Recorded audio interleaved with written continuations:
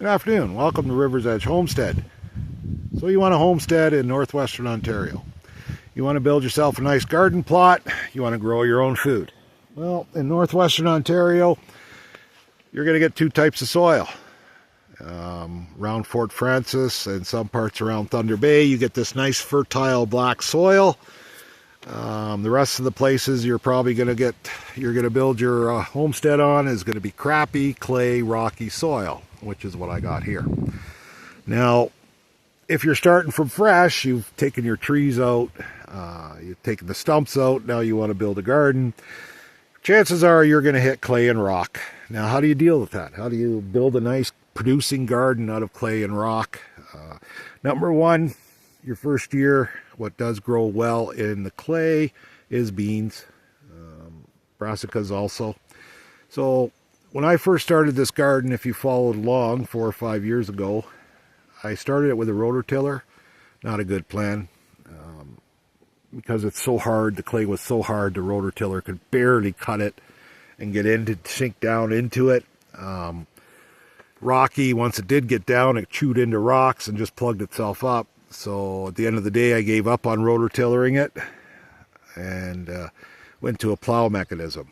Now, to do plowing, you're going to need a tractor of some sort with a 3-point hitch. But that's how I worked this garden over the years. Now, when I first started the garden, it was extremely hard. I did a lot of surface planting. What I meant by that is just put the seed on the ground and put soil over top of it, and the seed will grow. We've done that for a few years, and then as we got plants mixed into the soil started to loosen up. Now, 4 or 5 years later, we've noticed that the soil, or I noticed that when I was working it, it has really loosened up over the years. Now, how I deal with this soil, okay, is we use something called a middle plow. And if you want to Google it, it's called a middle buster or a potato plow or a middle plow. Basically, it's a one plow blade that sits right smack dab in the middle of the back of your tractor. It plows a V and it turns the soil over. After I plow, I'll go through with a chisel plow, which basically goes down about a foot, and it loosens that soil up really good down below. Now, that gets your soil loosened up. If it's clay and really sticky, you'll notice it's really clumpy. And that's where, over the years, you can mitigate that out. You can just keep working on it, and it will start to produce. But right away, your easiest thing to grow in here is, in this clay soil, is beans. We've had brassica families grow well here, cabbages and stuff. So that's one of the things you're going to start planting in your clay garden. Now, how I do this clay garden over the years, now this year we tried something new. I plowed it, I chisel plowed it, and then I took 16-16-16 fertilizer and I threw it all over the garden. And this is the bizarre point. We actually took bags of rice and I basically sprinkled rice all through this garden. And then I chisel plowed it one more time to drive it all in. So hopefully that adds some nutrients to the soil. The rice is supposed to add microbes to the soil, which helps the soil get more productive.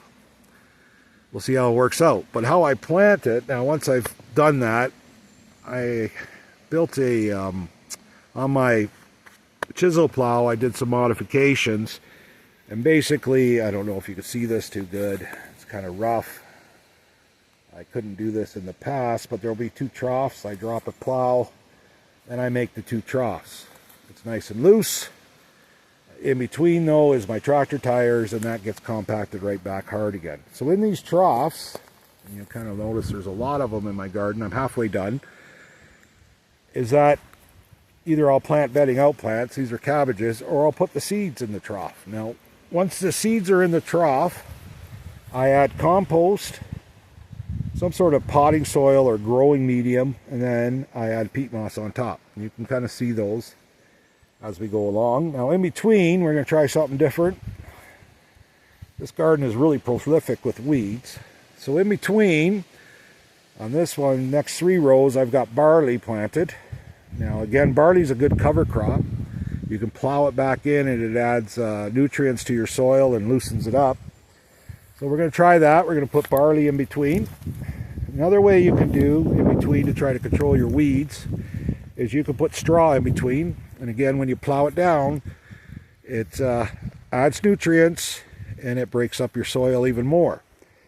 So, but for fun, because my wife had some leftover seed potatoes, I threw some seed potatoes under the straw to see if we can grow potatoes under straw. I've read a bunch about it. I actually want to see if it works. Okay, and we got more areas here. This has got oats in between, and we got our rows of beans. So right now, this garden this year is going to be heavy beans.